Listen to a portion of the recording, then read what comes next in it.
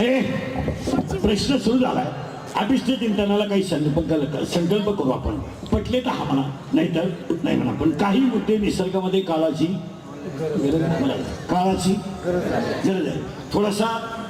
थोडेसे मुद्दे आता थोडस जड झालं लोकांना, पण काही मुद्दे इसेन्शियलिटी आहे. आज आपण एवढ्या मोठ्या माणसाचा वाढदिवस करून राहिलो, एवढा मोठा त्यांचा निष्ठावंत कार्यकर्ता एक वाढदिवस करून राहिला. मग त्यांच्या वाढदिवसाला आपल्याला 2-3 संकल्प करायला काय हरकत आहे? हरकत आहे नाही. मग ऐकाल का? ऐकाल. महाराज म्हणून नाही ऐकायचं. महाराज मरू देऊन ठेवले तिथे. महाराज कीर्तन संपले का महाराज म्हणून ऐकू नका, पण तुमच्यातला एक मित्र म्हणून ऐका. म्हाताऱ्या माणसाने तुमचा मुलगा म्हणून ऐका, तरुणाने तुमचा मित्र म्हणून ऐका, आणि बाकीच्याने तुमच्यातला एक म्हणून ऐका.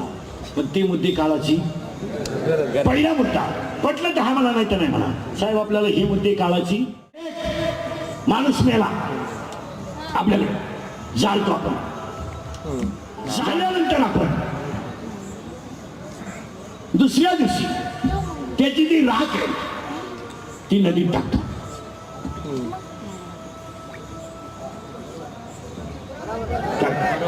नदी ही माता आहे. बरोबर. नदी ही माता आहे. बंगल्यावाला म्हणजे स्लेब कौलाच्या घरातला माणूस बंगल्यात नेण्याची ताकद नदीमध्ये आहे. सायकलेवर हिंडणारा माणूस 4 चाकीमध्ये नेण्याची ताकद नदीमध्ये आहे. आणि जगाला सगळ्यांना सुखी करण्याची ताकद नदीमध्ये. मग आज साहेबांच्या वाढदिवसाला पहिला संकल्प करायचा, मेलेल्या माणसाची राख नदीत टाकायची नाही टाकायची. तुम्ही म्हणाल महाराज डोक्यातून गेला का? मला हलकट म्हणा, पण ती राख नदीत टाकायची नाही. तिला गुणीत भरायची, घरी घेऊन यायची, शेतात 2-3 खड्डे घ्यायचे, त्या खड्ड्यामध्ये ती राख टाकायची आणि आपल्या आईवडिलांची आठवण म्हणून झाड लावायचं आणि त्याला 1 वर्षभर पाणी घालायचं. या वाढदिवसाच्या हार्दिक शुभेच्छा.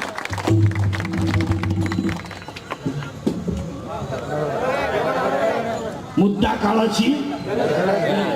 पर्यावरणाचा समतोल टिकेल, नदी स्वच्छ राहील आणि आई वडिलांची आठवण. झाडं भाषण करून झाडं टिकत नाही.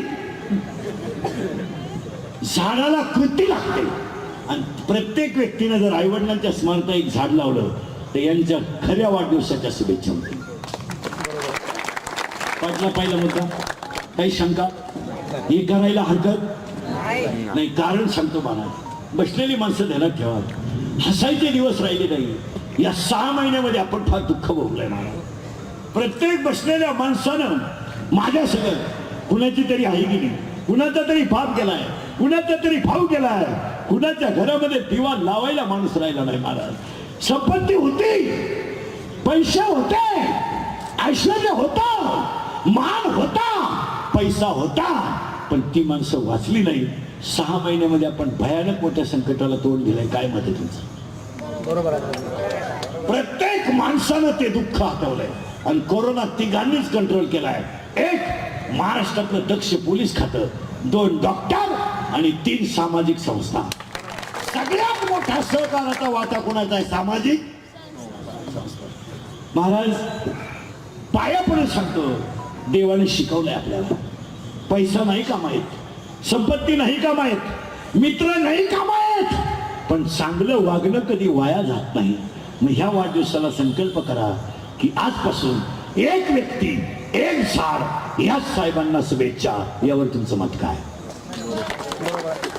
दुसरं वाक्य. हे संकल्प गरजेचे आहेत किंवा नाही? आहेत. दुसरा मुद्दा, संपर्क दुसरा करायचा आपल्याला. प्रत्येक माणसाकडे मोबाईल आहे. आता काय मोबाईलचा विषय राहिला. मोबाईल काय आता काय मोबाईल म्हणजे काय झालं, पण त्याचे दुष्परिणाम नाहीत का? आहेत. एक डोळे 4 दोष आहेत डोळ्याला. एज्युकेटेड लोक ऐका. निकाल दृष्टीता, दूरदृष्टीता, दृष्टी सातत्य, दृष्टी 2 कंबर गेली. 3 मेंदू गेला. आणि 4 संवाद संपला. माणसांमधला संवाद संपला. एकटीच माणसं बसतात. गाडी आली बिल निघून गेली. पुढे बी कपाशीत, मोरीत, तुरीत, सिमेंटच्या नळीत एकल कोंडी माणसं झाली. आता आपल्याला एक बदल करायचा आहे. पाटील साहेब आहे, अभिष्ट चिंतन त्यांचं आहे. सगळ्या माणसांच्या घरात एक एक जुना मोबाईल आहे. घरी गेल्यावर तो घ्यायचा. आज घरी तो उद्या नीट करायचा. नीट करायचं काय, बॅटरी गेली असेल, पुढं पिन बिन गेली असेल, नीट करायचा. आणि जी मुलं गरीबाची ऑनलाईनच्या तासाला मोबाईल पासून दुरावली त्यांना तो मोबाईल द्यायचा. वाढदिवसाच्या खऱ्या शुभेच्छा. कसाही तो मोबाईल तुमच्याकडं पडू नये. भेटत नाही. देव गरीबाच्या गालावरचं हसू उत्पन्न केल्याने भेटतो. नाही तर नुसता भाकरी खात नाही, सफरचंद खातो, चहा पित नाही, दूधच खातो, बायकोच करीत नाही, व्हॉट्सअप वापरतो. का पाहिजे असं नाही भेटेल. यांना देव नाही भेटणार.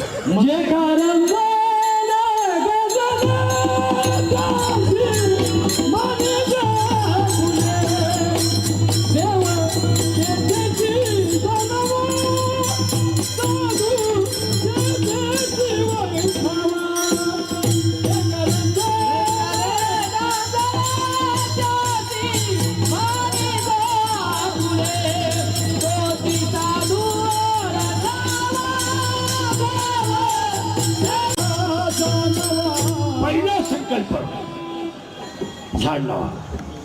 दुसरा संकल्प मोबाईल दान करा. आणि तिसरा संकल्प 66वा वाढदिवस आहे. तिसरा संकल्प पटलं तर हा म्हणा. तुम्ही मी सगळे शेतकरी आहे.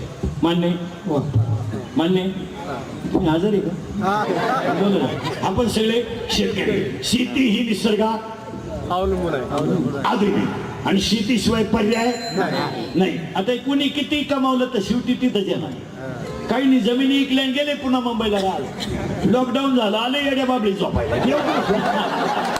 जमीन नाही, गाडी कुठं लागली येड्या बाबळी. अरे बाबा, शेतकरी हा कालही राजा होता ना आजही राजाच आहे. बरोबर. शेतकऱ्यांना नाही लॉकडाऊनचा फरक पडत. त्याच्या घरात का वाईट तांदूळ व्हायचे, तो राजा आहे, त्याला काही फरक नाही. 8 दिवस बाजार नाही भरला, त्याची बायको शेतात गेली, 2 वांगे 3 मिरच्या घेऊन आली, गेला दिवस.